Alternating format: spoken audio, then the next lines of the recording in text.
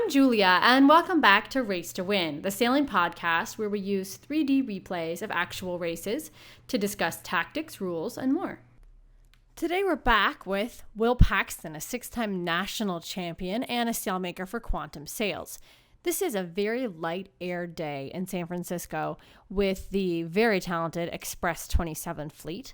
Will, tell me, here we are at the pre-start. What are you thinking about during this time?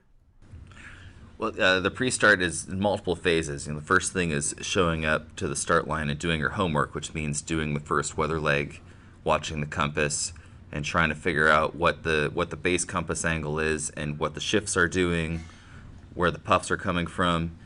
And then in the 10 minutes before the start, we spend some time circling and watching the fleets in front of us start and watching how they're affected by the shifts, how the boats on the right are doing, how the boats on the left are doing. What we saw in this case was the boats on the right were getting the right puffs first and lifting higher, and the boats on the left were getting into the left breeze on the other side of Brooks Island and shearing to the left. So the danger of being too far left, even though the pin was favored, was sailing in a header on starboard, not laying the mark, and then sailing a header back on port to the weather mark, which would be a big loss. So we selected a safe starting spot where we were going to have a big lane about a third of the way down from the boat. Our goal is just go as fast as possible and not get tangled up with anybody. So now we have 1 minute to the start. You've got your pre-start maneuvering going on here, and when that gun goes off, the boats around you have about 2.5 to 3 knots of boat speed. However, at the gun, you have 4.5 knots of speed and only 4 or 5 knots of wind. Can you tell me about that a little bit? Our goal here, again, starting on a fetching leg, is to be going as fast as possible because, ideally you wouldn't have to tack and you want to avoid tangling with other boats. So I made sure we had a big clean lane and that we were close to the line at the gun going as fast as possible. It's more important here to be going fast than it was to be dead on the line. So we were going very, very fast at the start. My only danger here was Abigail to leeward, so I made sure that in every puff we footed. We made sure the boat never got too flat. The crew works their crew weight very, very hard here to not let the boat stand up too straight.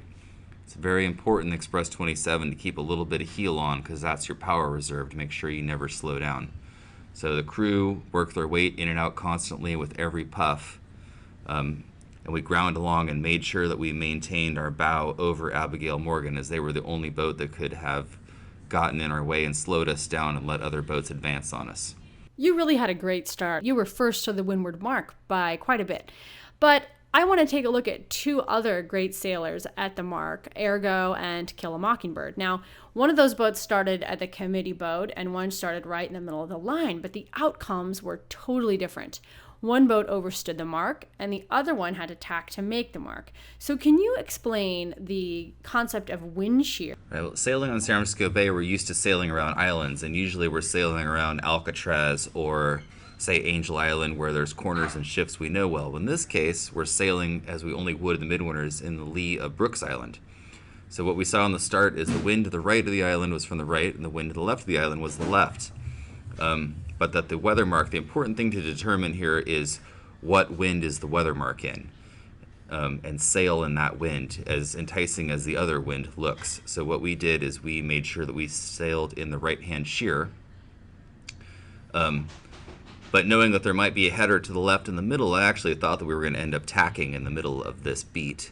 But instead the right came through and, we basically got lucky and laid it. But the guys on the left who were punched out to leeward had the unfortune of sailing in a bit of a header and then tacking and sailing in a header again to the weather mark.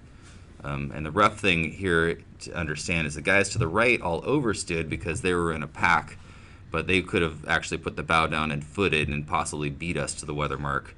And the leeward guys, the way they could have gotten out of this is to decide where the max header was and just have tacked then and gotten to the right.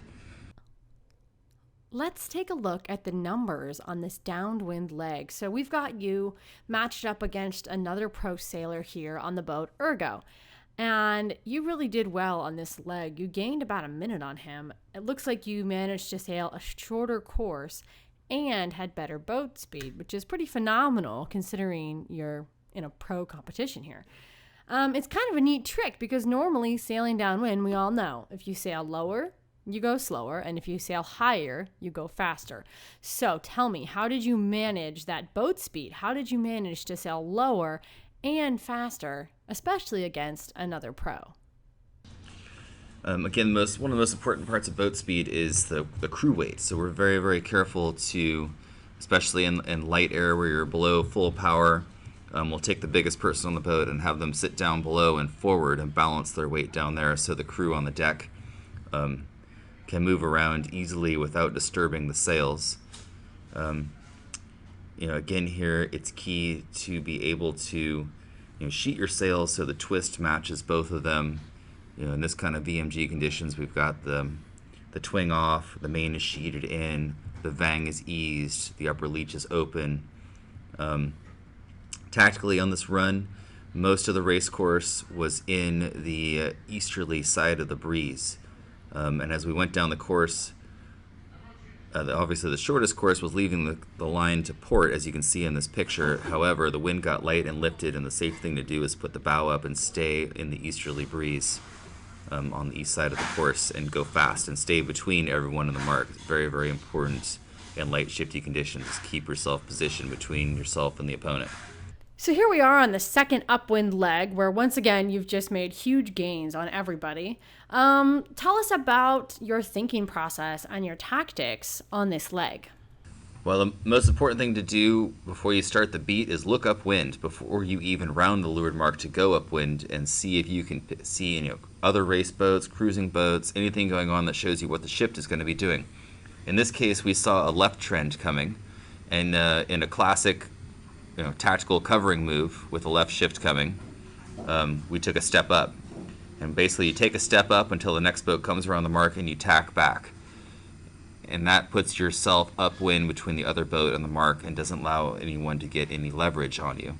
And in this case, we did see a shift coming and we were correct. So you can watch us versus Peaches, and you can see that we were inside of the lift on the way upwind. Here we have Ergo and Peaches approaching that last leeward mark. Peaches is just right behind you in second place. Could you comment on the tactics here? Right, there's another boat which unfortunately not shown here, which is Shenanigans, a very, very well-sailed boat. Peaches is probably covering Shenanigans or between Peaches and Ergo. And so you have a tough decision here. You want to go straight, you're going towards the dominant side of the course, which by the last beat everybody knows is the right side of the course. Shenanigans tacks.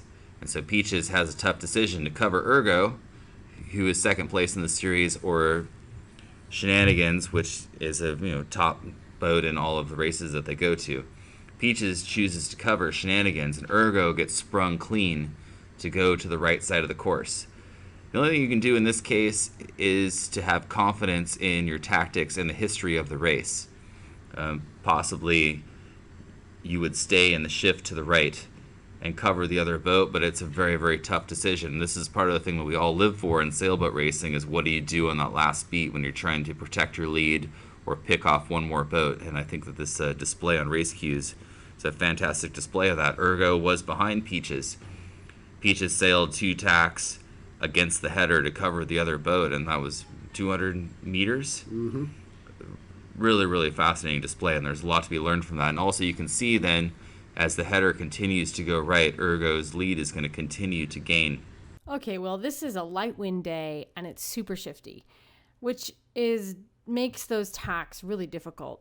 But you really seem to have it down. You do a great job of really not losing too much on these lighter tacks, which obviously is really going to help your overall performance. I'm going to turn on this little overlay that'll show your tacking pattern here. Can you walk me through this tack? Again, it's important in the Express 27 because the rudder is so big to spend the least amount of time with the rudder not going straight. So again, keeping a leeward heel in light air is really important. Even upwind, the big guy is down below, forward and leeward. And as we go into the tack, I'll tell everybody how the crew is to move together first. Okay, I want everyone to move to the right side of the boat if we're going to tack onto port, so the boat will heel and turn and actually accelerate as the sail plan moves to weather through the turn. And even my own body weight as the driver, I will stay to the leeward side all the way through the turn, so the boat turns as effortlessly as possible till the sails fall over on the new side and snap full before gently moving back to the weather side. And you have to make it a coordinated maneuver.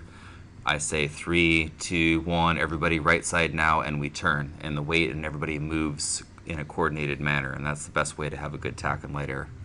Well, thanks again, Will, for all your expertise and for joining us on the podcast today. I really learned a lot. Is there anything that you would like to say, maybe just to close us out today? So all in all, this was a really interesting day of very movable wind shifts where you had to be agile, you had to have your crew on point.